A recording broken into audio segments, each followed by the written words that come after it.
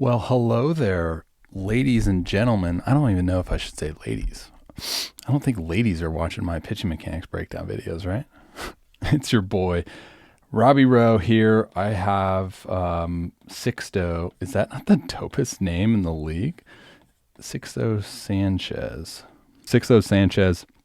Video on the right is from the stretch. Video on the left is, I believe, the windup, right? Yeah. Okay, so first thing first, I love the hand rhythm. I talk about hand rhythm a lot, so I really won't talk so much about that. You can check out some more breakdown videos I did of Blake Snell, and I believe Clayton Kershaw was one of them. But just a little mechanism that we can do for our hands and our feet just to get a little bit more rhythm. And I believe rhythm promotes timing, and pitching mechanics is all about timing and positioning. All right. So hands go up, feet goes up. So you can see here in the video on the side that he's doing a really good job of a weight shift here. Right. So you see the hips coil. So you're going to see this little coil here. And as they coil, he's still getting his body going forward. And that's a huge move. You see in a lot of high power output guys. And then on the video here on the left, you're going to see that left butt cheek, that big old butt cheek come in and lead there. And I want to showcase this move here. So let's just like acknowledge this posture, like this position here. I just think is so like superior to a lot of positions. I really do. So you have the lead foot counter rotated, pelvis locked in, trunk is going to be tilted. So tilting back and counter rotated. So you have it counter rotated over the rear hip. I talk a lot about this little move here in regards to an efficient load of the drive leg.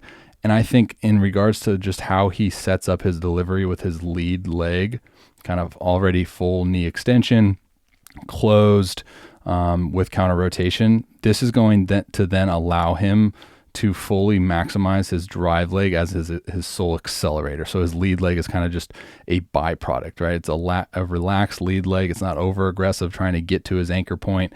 He's allowing his drive leg to dictate his acceleration rate, and what that's going to allow him to do is to fully explore this kind of movement of this guy going out while this guy still holds this posture.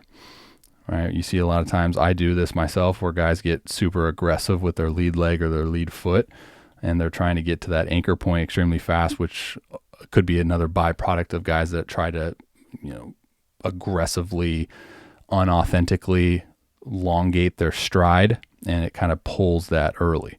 Okay, so then from here, we see the full hand separation, doing a good job of his front side, his glove side.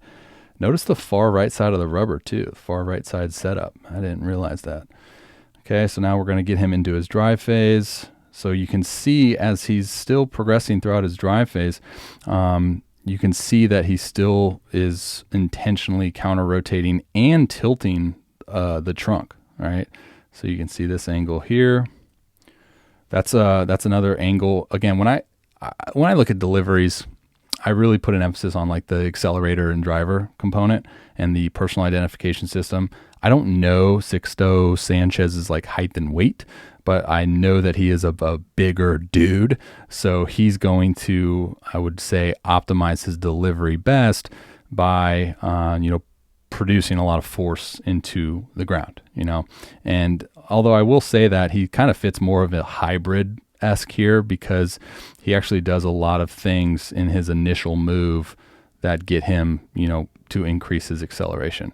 Okay, so now what we're going to see here is the hips going into rotation, and we have a little ankle eversion here, and rotation into front foot strike. So this is a good view. Let's get these out of sync. So let's go to the left. So you can really see the rotation into front foot strike here. So you can see, boom. Nope, that's not the one. This one. So just notice the posture. It's not what I wanted to do. Come on, baby. Yes, we're back. Notice the posture of this foot. We're still struggling, which you can also see That lead hip still closed. Okay, so then the foot starts to open, pelvis starts to open, boom, snaps, right? So like you see that delay almost of like pelvis rotation. Is it pelvis or pelvic rotation? I guess it's pelvic rotation. So he does such a good job for the entirety of his drive phase. Basically, his pelvis is neutral. So his pelvis is neutral. His trunk, we know, is counter-rotated throughout the entirety. And then with literally milliseconds before fully anchoring down to the ground, he snaps his pelvis into rotation. Okay, so snaps into rotation, boom. Now we have optimized direction, and we have the hips at anchor point opened into rotation while the trunk is now neutral. You can see that he creates a total, like a ton of authentic separation by way of his segmentation of his lower body and his upper body. I want to say here, like this video here on the right, the more I watch it, the more I see, like, I think his timing's jacked up, to be completely honest with you. Maybe it's a different pitch, or maybe he's just like, he's moving too quick because he's in the stretch. But if you notice, like his foot coming down to landing, it looks a lot more closed in this one compared to this one over here where it looks open. Maybe, obviously the angle's different, so it could just be that. But you're going to see here in the video on the right, how when he comes in to throw, like he doesn't do a great job of blocking with the lead leg, and he actually kind of shoots outwards this way, and his trail leg kind of comes into flexion, where you see here on the video on the left where he was in the windup, much better job with the lead leg block because his pelvis is in a better position. I think his front foot's in a better position, his front leg's in a better position, and now he comes into ball release and his trail leg's long, does a lot better job with the block. So I don't know what happened here on the video on the right. Just kind of look at it with me. And then he falls over.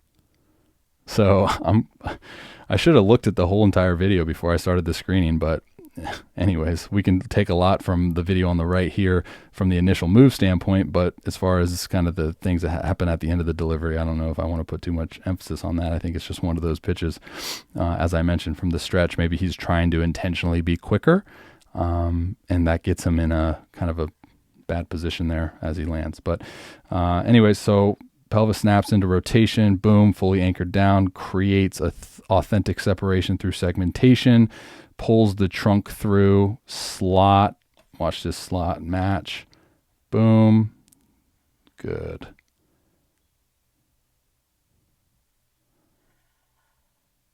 Yeah, that's nice.